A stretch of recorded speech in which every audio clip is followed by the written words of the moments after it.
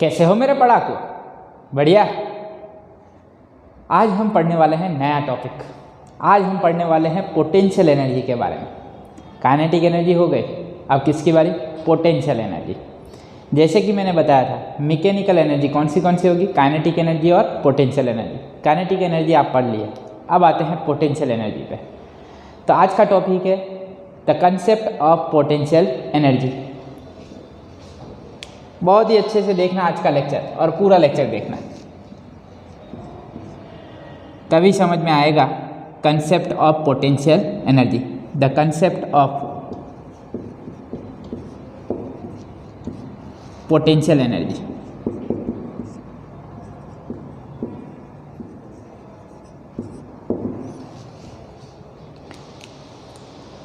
तो क्या होता है पोटेंशियल एनर्जी? पहले तो एनर्जी मतलब capacity to do work, that is called energy. तो ये वर्ड पोटेंशियल एनर्जी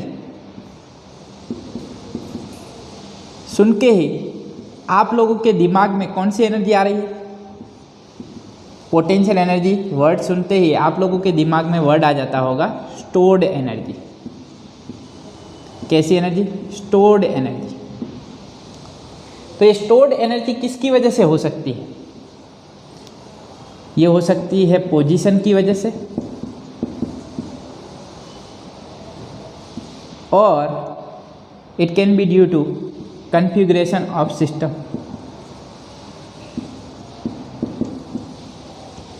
तो स्टोर्ड एनर्जी मिलेगी या तो पोजीशन की वजह से या तो कॉन्फ़िगरेशन की वजह से। आप बोलोगे सर कैसे? तो एग्जाम्पल की बात करें तो पहले पोजीशन वाले एग्जाम्पल ले लेते हैं। When we consider body lying on the roof of building possesses potential energy।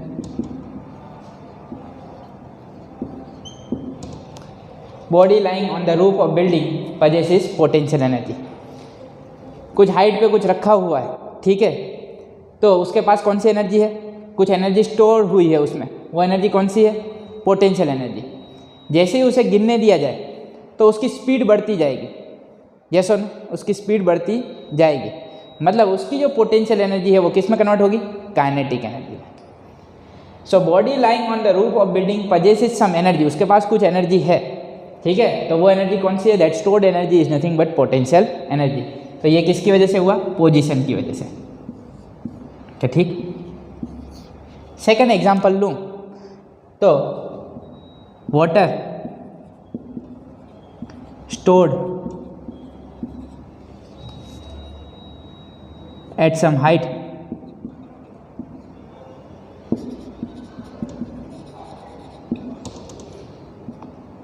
possesses potential energy.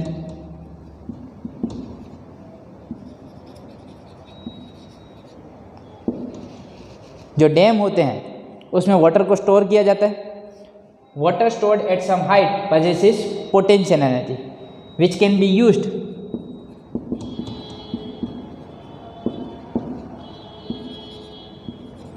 To run turbines and to generate hydroelectricity।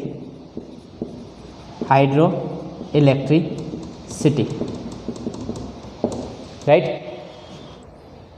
Water stored at some height possesses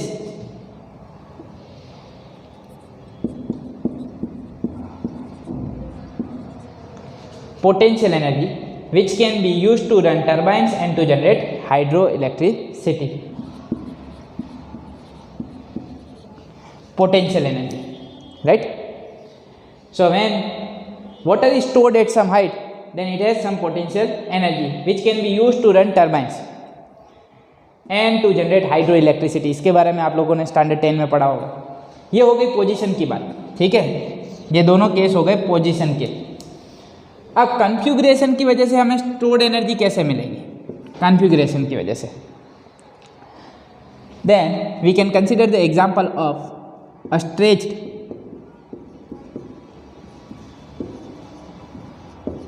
bowstring possesses potential energy.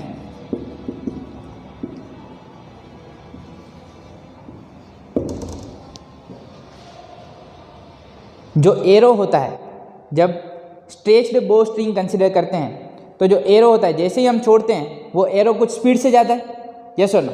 तो वो speed उसे कहाँ से मिलती है? That is due to potential energy of this configuration. इस configuration में जो एनर्जी स्टोर हुई है उसकी वजह से जो एरो है वो ज़्यादा स्पीड से आगे बढ़ता है। तो कुछ तो एनर्जी स्टोर होती है, उस एनर्जी को नाम दिया गया पोटेंशियल एनर्जी। चल नेक्स्ट एग्जांपल कंसीडर करें कन्फिगरेशन की वजह से। Then energy due to compressed spring,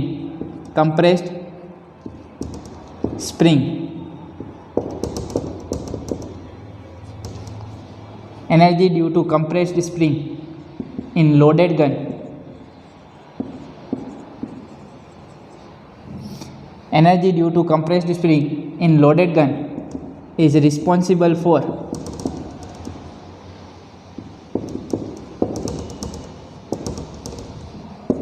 large velocity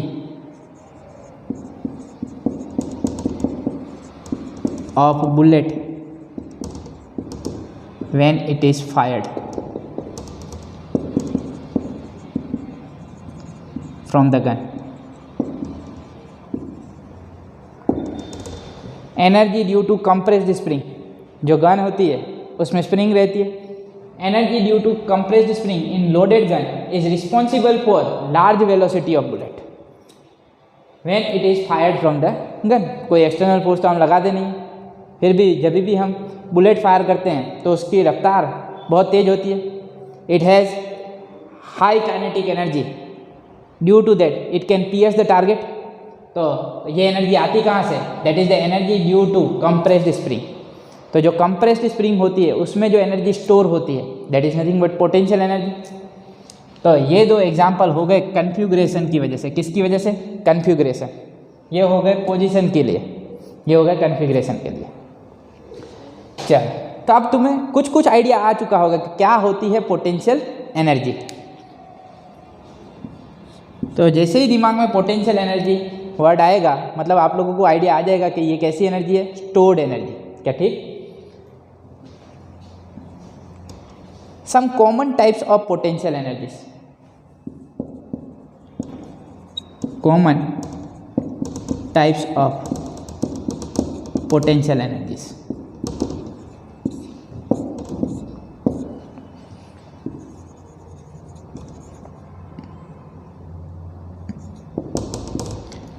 Common types of potential energy. First, gravitational potential energy.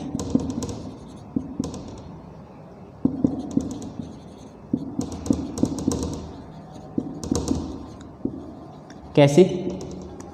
Gravitational potential energy. Gravity की वजह से कुछ एनर्जी स्टोर होती है, that is gravitational potential energy.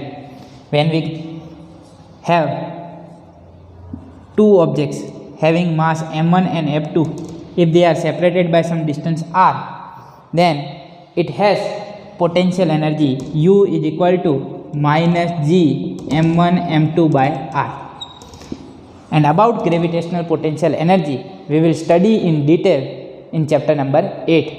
Gravitation chapter में इसके बारे में डिटेल में पढ़ेंगे। इस चैप्टर में पढ़ेंगे ग्रेविटेशनल पोटेंशियल एनर्जी के बारे में, पर डिटेल में हम पढ़ेंगे चैप्टर नंबर 8 में। तो एक होगी gravitational potential energy. Second that is elastic potential energy. कैसी पोटेंशियल एनर्जी भाई? Elastic potential energy. When spring is compressed और when it is extended, at that time some energy is stored and that stored energy is called elastic potential energy. जो elastic object होते हैं उसमें जो energy store होती है that is elastic potential energy. इसके बारे में भी हम पढ़ेंगे इस चैप्टर में। Third type of potential energy that is electrostatic potential energy. कौन सी? Electrostatic potential energy.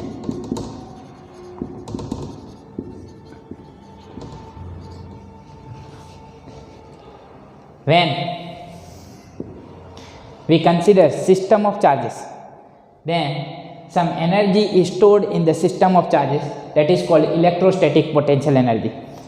तो इलेक्ट्रोस्टैटिक पोटेंशियल एनर्जी के बारे में आप लोग पढ़ोगे पर स्टैंडर्ड 12 में। तो स्टैंडर्ड 11 में आप लोगों को ये दो पोटेंशियल एनर्जी के बारे में पढ़ना है, gravitational potential energy and elastic potential energy. अब ये तीन चीज़ें आप लोगों को देख के कुछ तो आइडिया आया होगा कि ये पोटेंशियल एनर्जी जो मिल रही है वो कैसे फोर्स की वजह से मिल रही है? Conservative force. क्योंकि ग्रेविटेशनल फोर्स कैसा है? Conservative force. ये स्प्रिंग फोर्स होता है वो कैसा फोर्स होता है? Conservative force. Electrostatic potential energy तो इलेक्ट्रोस्टैटिक फोर्स होता है वो भी कैसा है? Conservative force.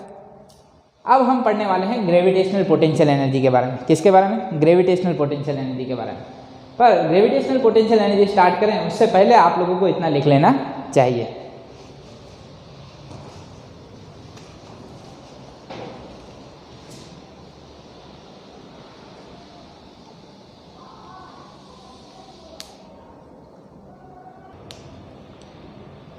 अब किसकी बारी?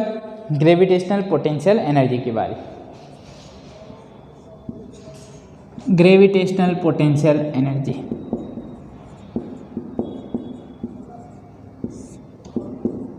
किसको बोलें? Gravitational potential energy.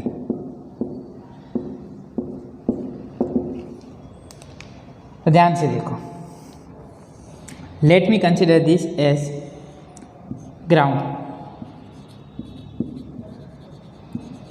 right? And this is the body of mass m. I want to take this body to some height h. कितना ऊपर लेके जाना चाहता हूँ इसको? To some height h. Then some amount of work is required to be done against the gravity. क्योंकि gravitational force कौन सी तरफ लग रहा होगा? नीचे की तरफ। क्या लगेगा? mg। और हमें बॉडी को कहाँ पे लेके जाना है? ऊपर की तरफ। क्या ठीक? तो हमें निकालनी है gravitational potential energy for Heights much smaller than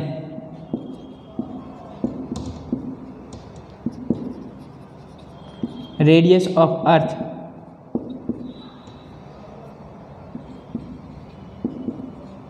for heights much smaller than radius of earth, that is when h is much less than re, when this height is much small in comparison to radius of earth,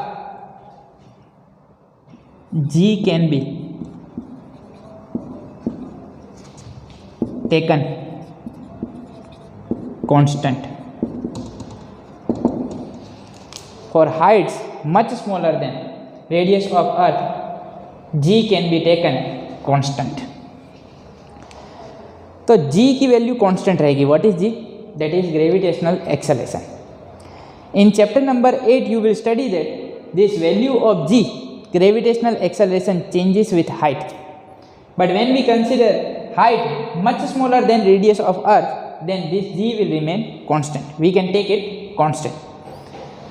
चलो, अगर g constant है तो ये gravitational force कैसा रहेगा? Constant force. क्या ठीक?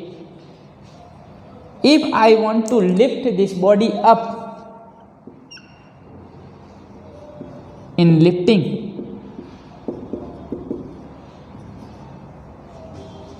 this body up without acceleration,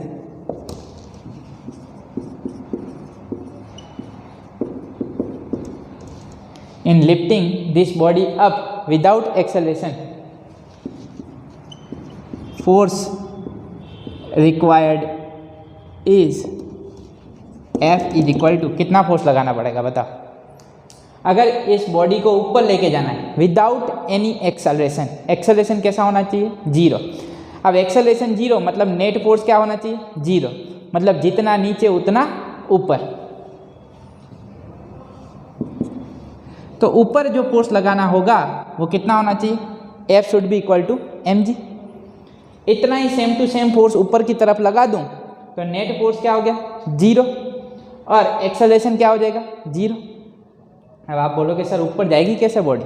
एक बार सिर्फ थोड़ा सा मोशन ला दें, then the body will move with constant speed, yes और नो। एक्सेलरेशन क्या हो जाएगा? जीरो। तो ऊपर लेके जा सकते हैं, एक्सेलरेशन जीरो होगा। तो ऊपर और नीचे कितना फोर्स होना चाहिए? सेम। तो F should be equal to mg। थोड़ा सा लिफ्ट करवा दें। In lifting this body up without acceleration force required is F is equal to mg। इतना फोर्स लगाना पड़ेगा। अगर इससे ज़्यादा फोर्स ऊपर की तरफ लगा दिया तो कुछ एक्सेलरेशन मिलेगा, पर हमें नेट एक्सेलरेशन क्या चाहिए? जीरो। कोई एक्सेलरेशन नहीं चाहिए, नेट फोर्स चाहिए जीरो। तो नेट फोर्स जीरो चाहिए तो जितना ऊपर फोर्स उतना नीचे। तो ऊपर की तरफ जो फोर्स लगाना होगा वो कितना होगा? mg। क्या ठीक समझ में आ रहा है? चल, work done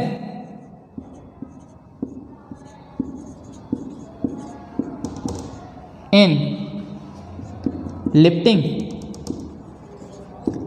this body to height h is work done in lifting this body to height h is कितना वर्क करना पड़ेगा मुझे बताओ। नीचे की तरफ कैसा फोर्स लग रहा? कांस्टेंट। तो ऊपर भी कैसा फोर्स लगाना पड़ेगा? कांस्टेंट। उतना ही फोर्स लगाना पड़ेगा। तो ऊपर जो फोर्स लगेगा वो कैसा है? कांस्टेंट। मुझे बताओ work done bye constant force क्या है? F D cos theta. F D cos theta. क्या ठीक? मुझे बताओ थीटा क्या है? हम जो फोर्स लगा रहे हैं वो ऊपर की तरफ, और डिस्प्लेसमेंट भी कहाँ पे? ऊपर की तरफ। ये ऑब्जेक्ट को कहाँ पे लेके जा रहे हैं? ऊपर की तरफ। तो दोनों के बीच में एंगल क्या हुआ? फोर्स भी ऊपर, डिस्प्लेसमेंट भी ऊपर, तो एंगल क्या हुआ? जीरो। तो F D cos zero. Cos zero क्या बने? 1। Yes sir. तो वर्क डन क्या हो जाएगा? Force into displacement. फोर्स कितना लगा रहे हैं? mg। डिस्प्लेसमेंट कितना हो रहा है? h। So this is the work done. w is equal to mg।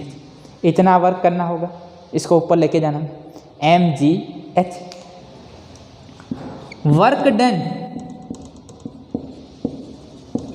Against gravity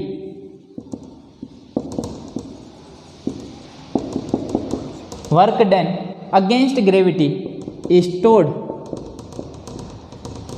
in the form of gravitational potential energy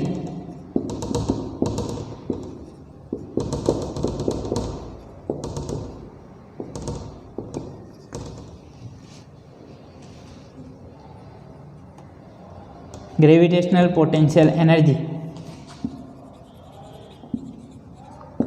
of the block. क्या लिखा मैंने? Work done against gravity stored in the form of gravitational potential energy of the block. Actually जो potential energy होती है वो system की होती है। तो ये पोटेंशियल एनर्जी किसका सिस्टम है? ब्लॉक और अर्थ का। हम क्या लिख रहे हैं? We have written work done against gravity stored in the form of gravitational potential energy of the block. हमने अर्थ को यहाँ पे कंसिडर किया नहीं है, बिकॉज हियर डिस्प्लेसमेंट ऑफ अर्थ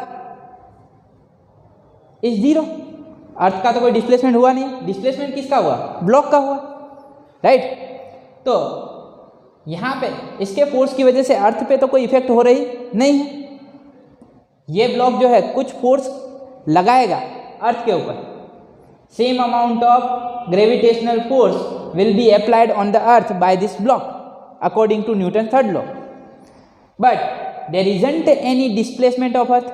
अगर अर्थ का कोई डिस्प्लेसमेंट ही नहीं हुआ तो उसका वर्क डन क्या हो जाएगा? जीरो। तो जो भी वर्क हो रहा है, work done against gravity stored in the form of gravitational potential energy of the block, right. So that is the gravitational potential energy of the block. तो जैसे ये हाइट h पे पहुंचेगा उसके पास पोटेंशियल एनर्जी होगी, कितनी पोटेंशियल एनर्जी होगी? That potential energy is equal to mgh। This will be the potential energy of the block. यहाँ पे पहुँचते ही इसकी पोटेंशियल एनर्जी क्या हो जाएगी? mgh। और अगर यहाँ से छोड़ दिया गया तो ये नीचे जाएगा, यस और नो? जैसे ये नीचे जाएगा तो इसकी पोटेंशियल एनर्जी कम होती जाएगी। जैसे ये हाइट कम होती जाएगी तो इसकी पोटेंशियल एनर्जी कम होती जाएगी। जैसे ये अर्थ के सरफेस पे पहुंच जाएगा तो इसकी पोटेंशियल एनर्जी क्या हो जाएगी? 0। Height on the surface of अर्थ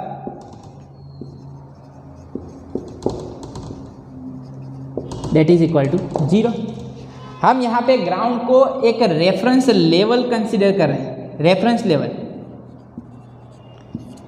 यहाँ से हम पोटेंशियल एनर्जी मेजर कर रहे हैं।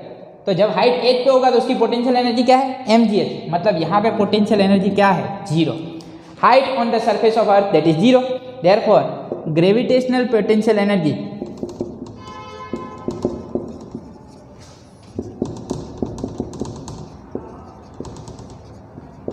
on the surface of earth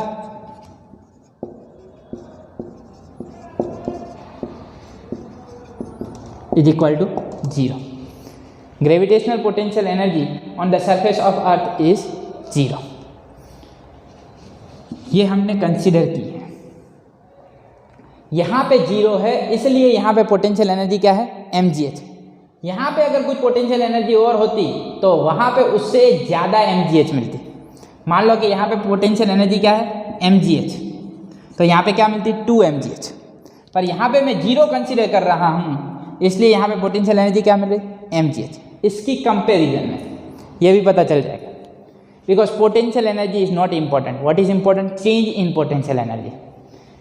तो यहाँ पे जो मिल रहा है ये change in potential energy, change in potential energy. यहाँ से यहाँ पे जाने में कितनी पोटेंशियल एनर्जी चेंज हो रही है? mgh। So work done against gravity is stored in the form of gravitational potential energy of the block। Height h पे पोटेंशियल एनर्जी क्या मिलेगी? mgh। हाइट 2h ले लूँ तो क्या हो जाएगी? 2 mgh। 3h ले लूँ क्या हो जाएगा? 3 mgh। क्या समझ में आ रहा है? कब 2 mgh 3 mgh होगी? जब ग्राउंड पे हम क्या कंसीडर करेंगे? Potential energy 0। And potential energy at reference level we can decide. We are free to choose potential energy at reference level. मतलब जो भी रेफरेंस पॉइंट कंसीडर करेंगे वहाँ पे जो पोटेंशियल हम एनर्जी हमें लेनी है वो ले सकते हैं। तो हम जनरली जो भी रेफरेंस पॉइंट सिलेक्ट करते हैं वहाँ पे पोटेंशियल एनर्जी क्या ले लेते हैं? 0। तो हमने ग्राउंड पे पोटेंशियल एनर्जी क्या मान ली? 0। Because height on the surface of earth that is 0। If height on the surface of earth is 0 then gravitational potential energy on the surface of earth is 0। क्या ठीक? तो यहाँ पे 0 है तो यहाँ पे क्या बनेगी? mgh। मान लो कि हाइट h1 पे लेके जाऊँ तो क्या बनेगी? mgh1। क्या समझ में आ रहा है? तो ये हो गया ग्रेविटेशनल पोटेंशियल एनर्जी का फॉर्मूला। लिखना है? जल्दी से लिख लो।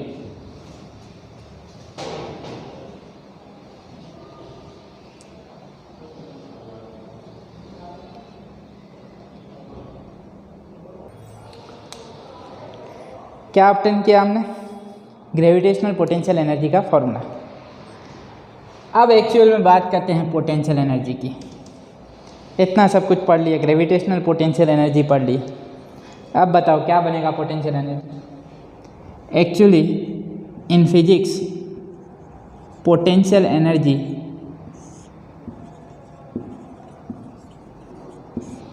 Is not defined.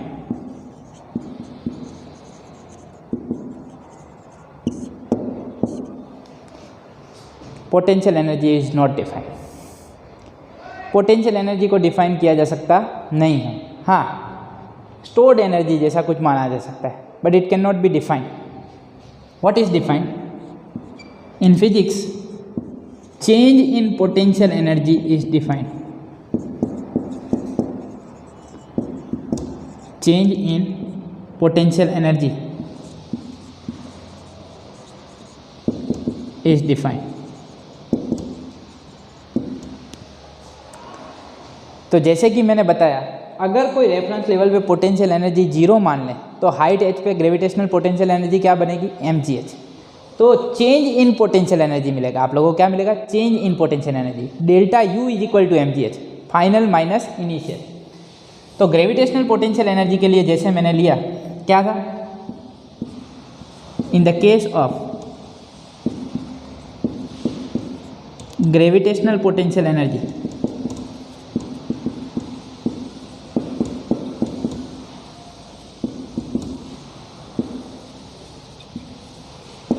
Delta U is equal to mgh। क्या ये मिला था हमें? Delta U is equal to mgh। What is delta U? That is uf minus ui is equal to mgh। Initial position क्या थी? ग्राउंड। तो ground पे हमने पोटेंशियल एनर्जी क्या ली? 0। uf minus 0 is equal to mgh। तभी height h पे जो पोटेंशियल एनर्जी मिली uh, वो क्या मिली? mgh। क्या मिली थी?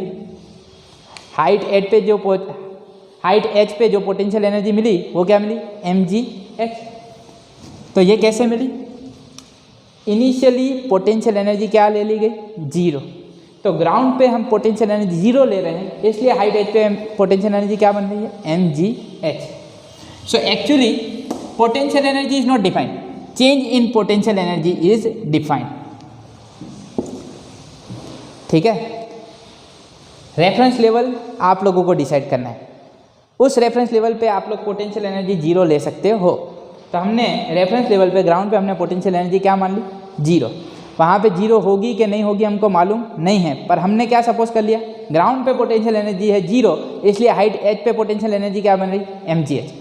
मतलब हमें एग्जैक्ट पोटेंशियल एनर्जी नहीं मालूम, हमें चेंज इन पोटेंशियल एनर्जी मालूम है। ग्राउंड से इतना ऊपर लेके जाने में जो वर्क हो रहा है वो है mgh, and that is stored in the form of potential energy. तो वो मिली हमें change in potential energy mgh।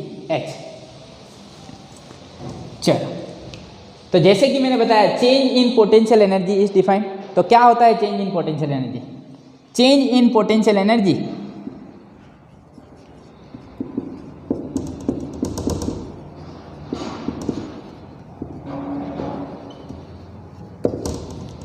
we get due to work done by conservative force. When work is done by conservative force, then there will be change in potential energy.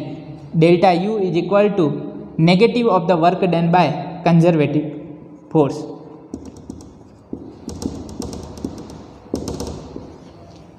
Delta U is equal to negative of the work done by conservative force.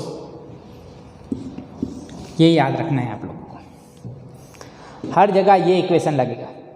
जैसे work energy theorem में क्या बना था? Delta K is equal to work done by net force. यहाँ पे delta U is equal to negative of the work done by conservative force. So change in potential energy is equal to negative of the work done by conservative force. So change in potential energy is defined for work done by conservative force. Non conservative force के लिए भी potential energy define नहीं है। Here work done by non-conservative force is not responsible for change in potential energy. Work done by non-conservative force is not responsible for change in potential energy. किसकी वजह से potential energy change होगी? Due to work done by conservative force. So non conservative force is not responsible for change in potential energy. तो physics में potential energy तो defined नहीं है। क्या डिफाइंड है? Change in potential energy. और change in potential energy क्या बनेगा? Negative of the work done by conservative force. नहीं बिलीव हो रहा? अभी करवा देते हैं, ध्यान से देखो। Delta U is equal to negative of the work done by conservative force, and tell me gravitational force is conservative force और नॉट? है कि नहीं? So delta U is equal to negative of the work done by gravitational force. मुझे बताओ, body को कैसे लेके जा रहे थे? ग्राउंड से हाइट h पे लेके जा रहे थे, यस और नो? मुझे बताओ mg कौन सी तरफ? नीचे। और डिस्प्लेसमेंट कौन सी तरफ? ऊपर। कैसा फोर्स है? कांस्टेंट। तो ये क्या बन जाएगा? Delta U is equal to negative of the work done by gravitational force. क्या है वर्क डन का फॉर्मूला? mg cos थीटा, mg into displacement h cos क्या बनेगा? What is the angle between M G and H? H that is in upper direction, displacement कौन सी तरफ है? ऊपर, एम जी नीचे, तो एंगल क्या बनेगा? 180 cos 180, cos 180 क्या बने?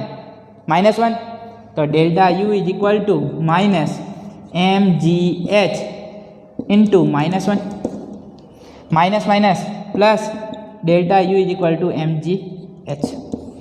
तो मुझे बताओ, जब हमने डेल्टा यू निकाला था तो क्या मिला था? एम जी एच, और यहाँ पे भी क्या मिल रहा है? M G H, because gravitational force is conservative force, therefore there is change in potential energy. तो हमेशा याद रखें, delta U is equal to negative of the work done by conservative force. क्या समझ में आया? एकदम perfect. Now I want to obtain the relation between conservative force and potential energy. Conservative force और पोटेंशियल एनर्जी के बीच का relation लाना है, लाते हैं, पर उससे पहले आप लोग इतना लिख लो।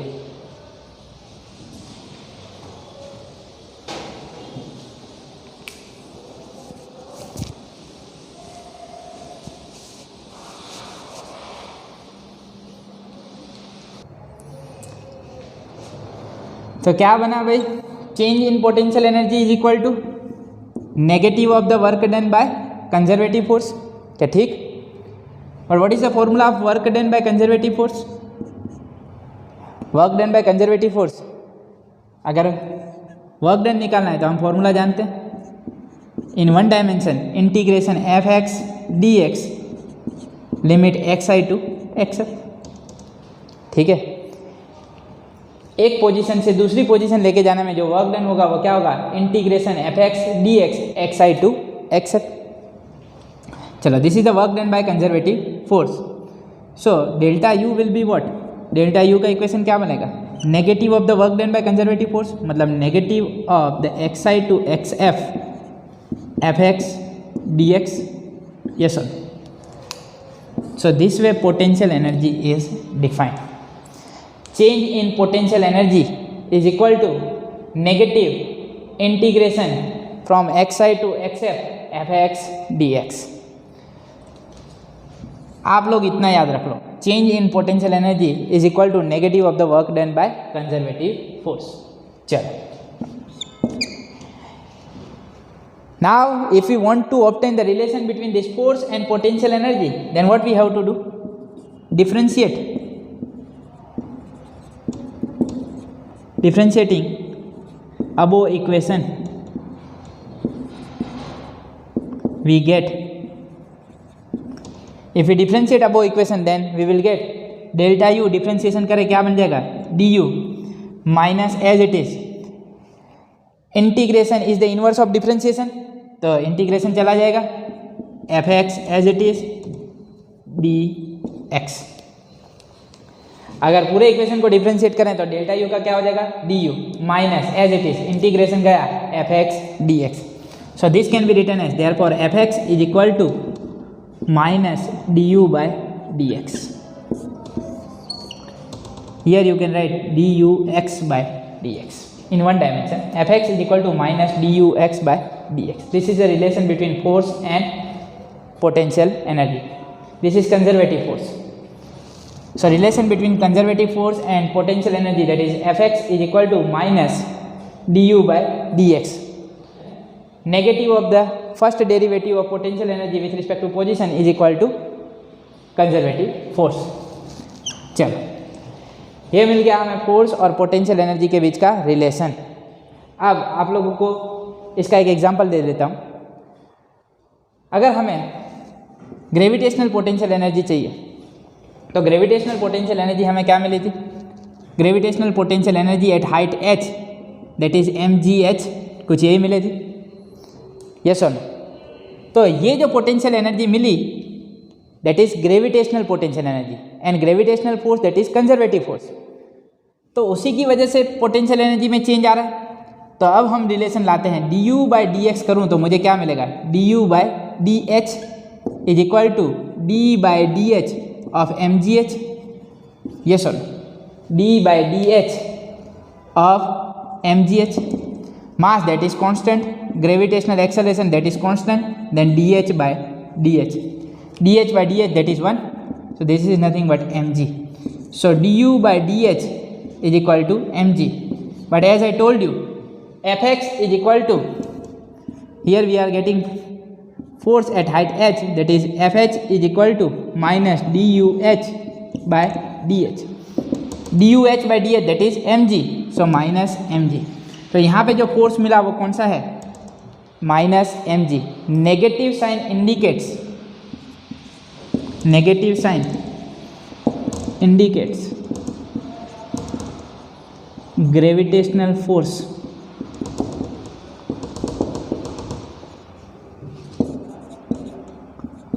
in downward direction.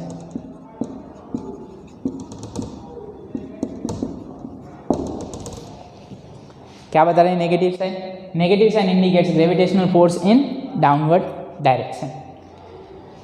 तो याद रख लें, कंजर्वेटिव फोर्स और पोटेंशियल एनर्जी का रिलेशन बनेगा Fx is equal to minus du by dx. पर पोटेंशियल एनर्जी में सबसे ज़्यादा काम आएगा delta U is equal to negative of the work done by conservative force. क्या ठीक समझ में आया? एकदम परफेक्ट. चलो एक एग्जांपल लेते हैं, एक और एग्जांपल लेते हैं. If you consider body of mass m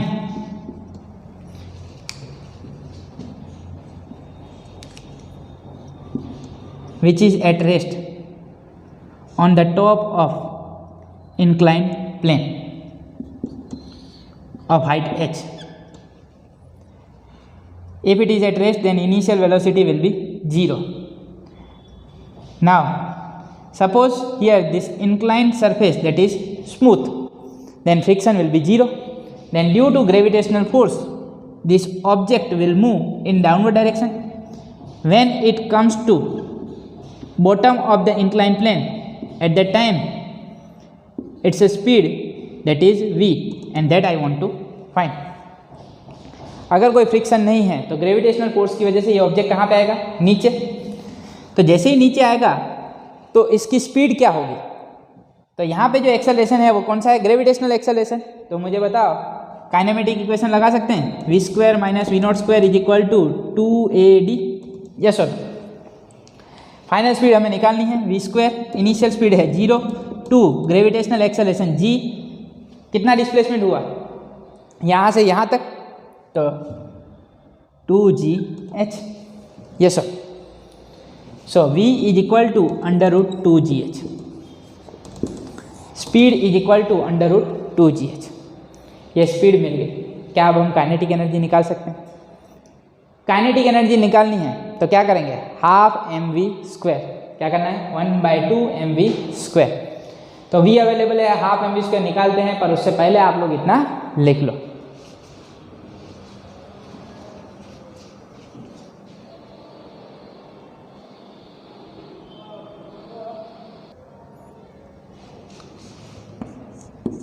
निकाल लेते हैं kinetic energy. Kinetic energy acquired by the object at the bottom of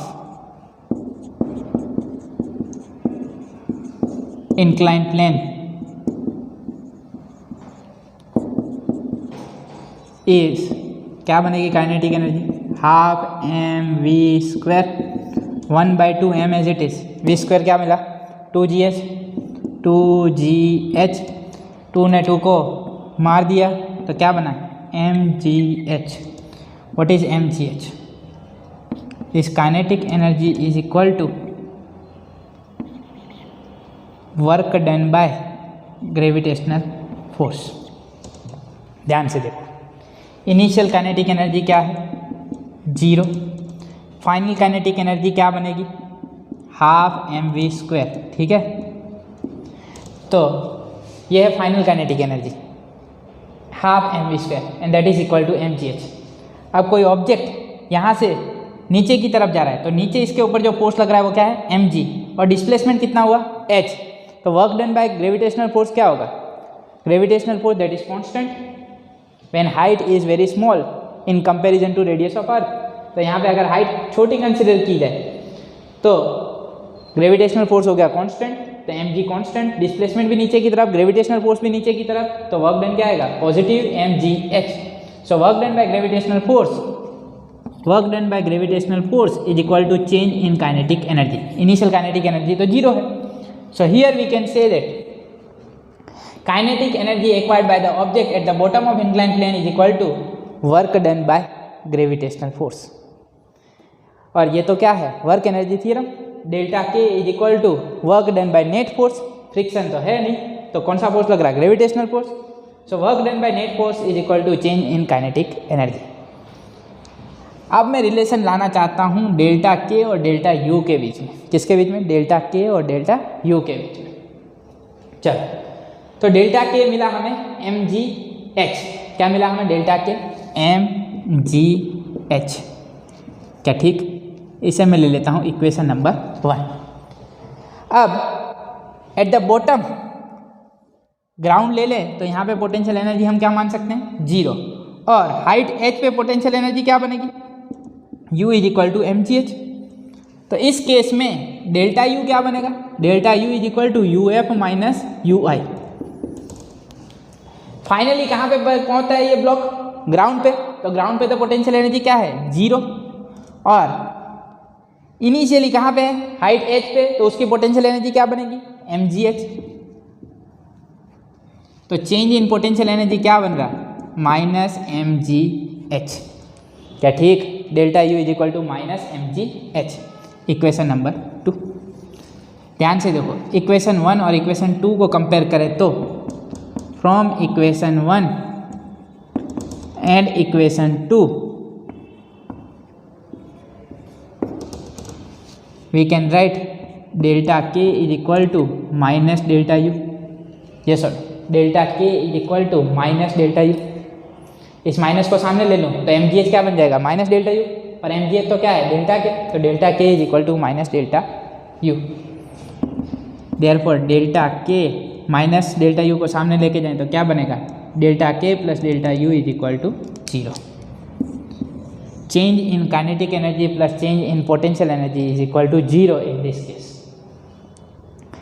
some of change in kinetic energy and change in potential energy is zero because here work done by conservative force is mgh, that is not zero. Work done by non-conservative force, that is zero. Work done by external force, that is zero. मतलब यहाँ पे सिर्फ जो work done हो रहा है वो किसकी वजह से हो रहा है, कंजर्वेटिव फोर्स की वजह से। Therefore total energy that is kinetic energy plus potential energy is constant। यहाँ पे देखो, अगर delta K plus delta you zero है, इसका मतलब क्या हुआ, delta K plus U is equal to zero. It means K F plus U F is equal to K I plus U I. अगर kinetic energy plus potential energy का change zero है, मतलब initial और final same होनी चाहिए, तो K F plus U F is equal to K I plus U आई। करके देख लो। फाइनल काइनेटिक एनर्जी क्या है, mgh। फाइनल पोटेंशियल एनर्जी क्या है, जीरो। तो सम क्या बना, mgh। यहाँ पे करो mgh, इनिशियल काइनेटिक एनर्जी क्या है, जीरो, तो mgh ही बनेगा। तो k plus U F is equal to K I plus U I. This is equation number 3 and this is equation number 4। Here work done by conservative force is not zero. Work done by non-conservative force, that is zero. Work done by external force, that is zero. Therefore when work done by conservative force is not zero and work done by non-conservative force and external force is zero, then total mechanical energy, kinetic energy plus potential energy will be constant. Sum of kinetic energy and potential energy will be constant, and this is called principle of conservation of mechanical energy। ये case हमने study कर लिया। अब अच्छे से principal of conservation of mechanical energy पढ़ते हैं, पर उससे पहले आप लोगों को इतना लिख लेना चाहिए।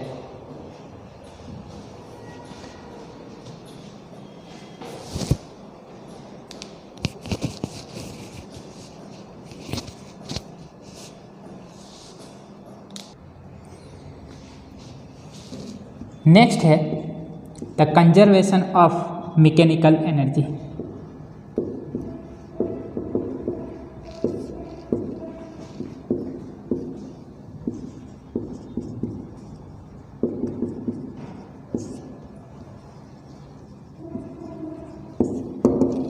The conservation of mechanical energy, जैसे कि मैंने आप लोगों को बोला था, mechanical energy is nothing but kinetic energy and potential energy. So mechanical energy, that is the sum of kinetic energy and potential energy. Principle of conservation of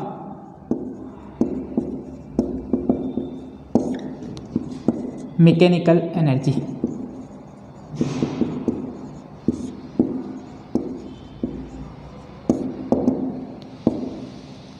What is the principle of conservation of mechanical energy? Already हमने example देख लिया।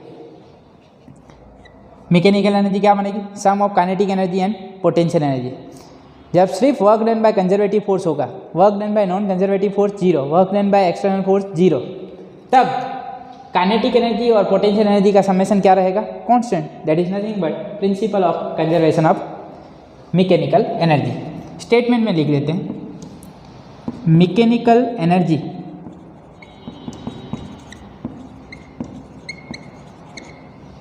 of a system is conserved, mechanical energy of the system is conserved if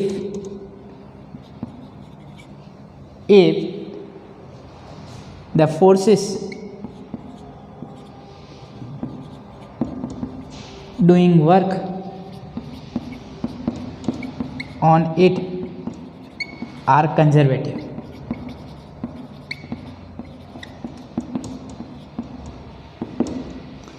Mechanical energy of a system is conserved if the forces doing work on it are conservative. तभी हमें mechanical energy कैसी मिलेगी? Constant. मतलब sum of kinetic energy और potential energy क्या मिलेगी? Constant. आइए देख लेते हैं। According to work energy theorem, delta K is equal to work done by net force. Yes sir, work energy theorem तो यही बोलता है, change in kinetic energy is equal to work done by net force. Therefore delta K is equal to work done by conservative force plus work done by non conservative force plus work done by external force. So delta K is equal to work done by conservative forces plus work done by non-conservative forces plus work done by external forces. If work done by non-conservative force is zero, if work done by external force is zero, then delta K is equal to work done by conservative force. Yes sir. तो mechanical energy constant चाहिए तो हमें क्या consider करना होगा? Work done by non conservative force zero, work done by external force zero. क्या ठीक? तो क्या बन जाएगा? Delta K is equal to work done by conservative force, equation number 1। क्या ठीक?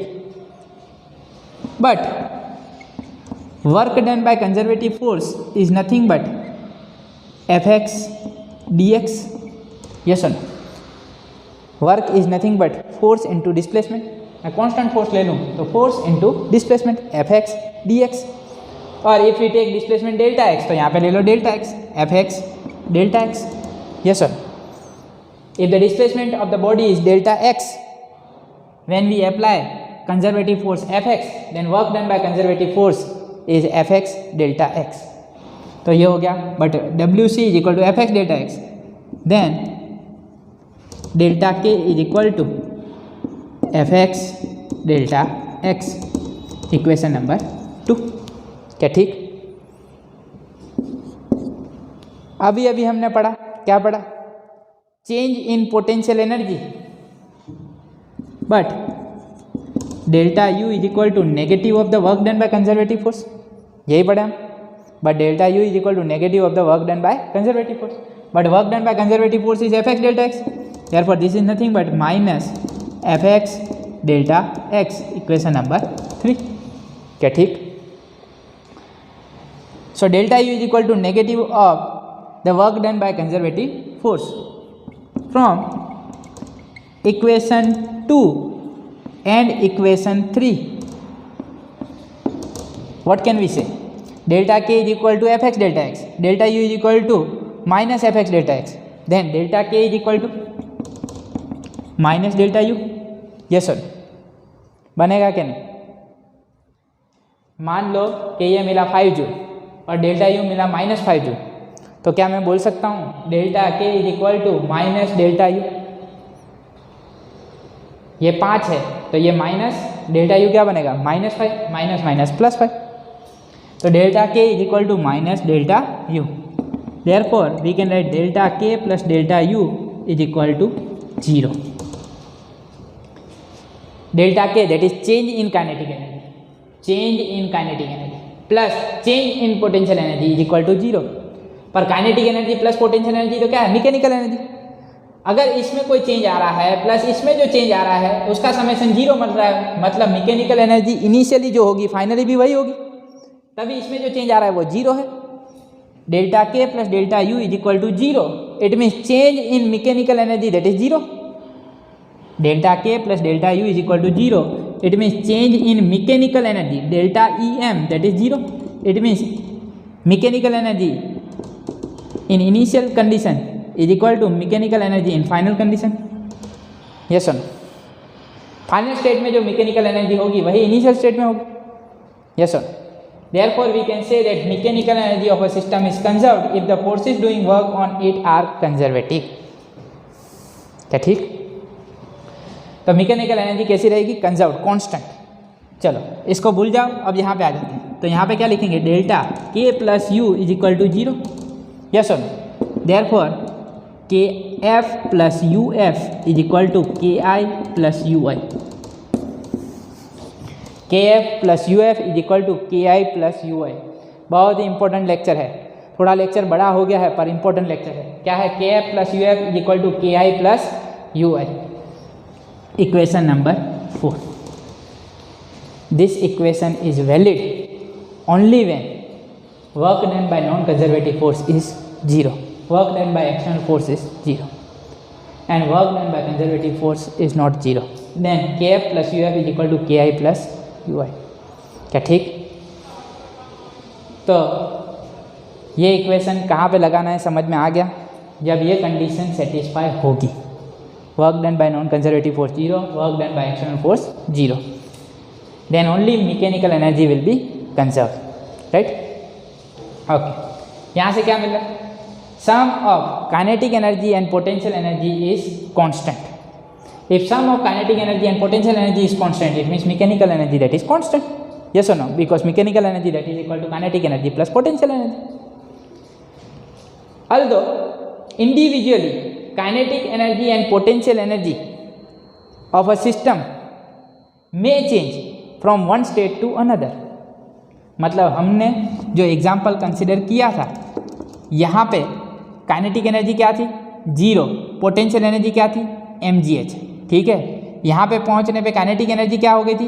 mgh. और पोटेंशियल एनर्जी क्या हो गई थी? 0.